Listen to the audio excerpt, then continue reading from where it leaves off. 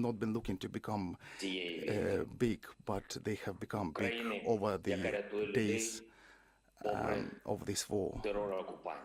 We are the country that are saving people despite having to fight one of the biggest armies in the world. We have to fight the helicopters, rockets. The question for us now is to be or not to be. You all know this Shakespearean question. For 13 days, this question could have been asked. But now I can give you a definitive answer. It's definitely yes to be. And I would like to remind you the words that the United Kingdom have already heard, which are important again. We will not give up and we will not lose. We will fight till the end at sea, in the air. We will continue fighting for our land, whatever the cost. We will fight in the forests, in the fields, on the shores, in the streets. I would like to add that we will fight on the banks of different rivers like Dnieper, and we are looking for your help, for the help of the civilized countries. We are thankful for this help, and I'm very grateful to you, Boris. Please increase the pressure of sanctions against this country, and please recognize this country as a terrorist state. And please make sure that our Ukrainian skies are safe. Please make sure that you do what needs to be done and what is stipulated by the greatness of your country.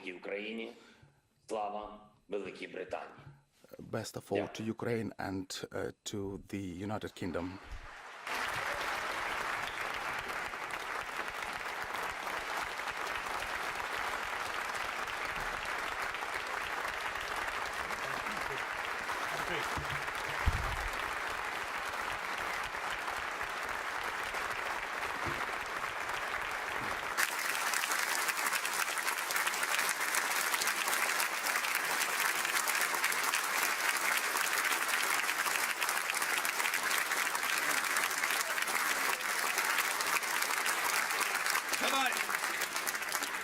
Thank you, Mr. President. On behalf of the Commons, I want to thank you for speaking to us and for giving us very clearly and powerful perspective of the tragic situation facing you and fellow Ukrainians. We have debated the situation in Ukraine numerous times in recent weeks, and I know that we will continue to do so, and that when we do so, your words will be resonating with us. I want to express the solidarity of the House of Commons with you, your compatriots, and we salute the courage of the people of Ukraine. Thank you, and our prayers are with you. Order, Mr. Speaker. Just let me say. We will now resume with the formal sittings of the House. Order, order. I will take the points of order from the leaders of the main parties before we return to the opposition day. I call the Prime Minister. Thank you, Mr.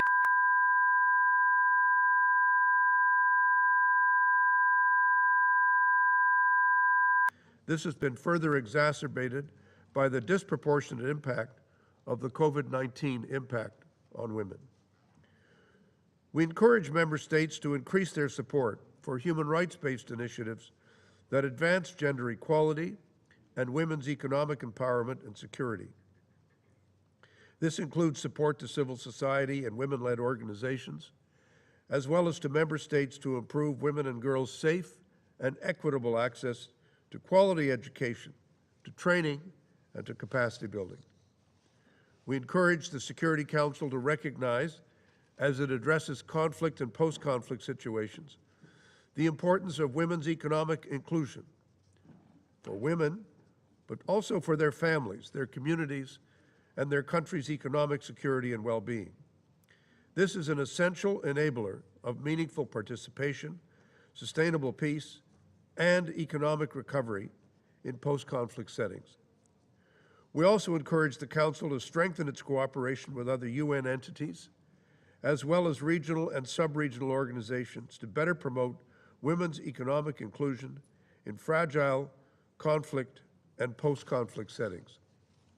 We recognize the role that the private sector can play in increasing women's economic participation. We encourage increased cooperation among all partners and take note of a number of multi-stakeholder initiatives, including the Generation Equality Forum and its Compact on Women, Peace and Security, as well as humanitarian assistance. Mr. President, we must remind ourselves today, but also every day, of our responsibility to apply a human rights-based approach and to fully implement the Women, Peace and Security agenda for women and girls around the world. We must do our utmost to ensure their full, their equal, and their meaningful participation, and to protect them at all times from sexual violence, from any gender-based violence. Thank you very much, Mr. President. I thank the representative of Canada for their statement. I now give the floor to the representative of Greece. Thank you, Mr. President. Happy International Women's Day. This year, the International Women's Day is not a time for celebration. The present situation in Ukraine presents the gravest challenge to the rule of international law and in the 21st century. We must take this opportunity to reaffirm our full support to Ukraine and its people. Ukrainian women are showing resilience and courage. Mr. President, relief and recovery from conflict and conflict-related violence have the transformative potential to promote gender-equal economic inclusion and participation. In this vein, the focus on the economic empowerment of women in post-conflict reconstruction not only prevents further conflict and violence, but also paves the way to economic stability, growth, and long-lasting peace. Nonetheless, the beneficial role of women in post-conflict economic relief and recovery is underestimated due to persisting gender stereotypes as well as discriminatory norms and practices. At the same time, serious threats such as fragility, gender-based violence, climate change, and pandemics disproportionately affect the security of women and girls in conflict-affected areas, affecting their equal inclusion and participation in the decision-making process. For that, the full implementation of the Agenda on Women, Peace and Security and its 4 pillars is of utmost importance as it provides a holistic and gender-responsive approach to conflict prevention, relief, and recovery.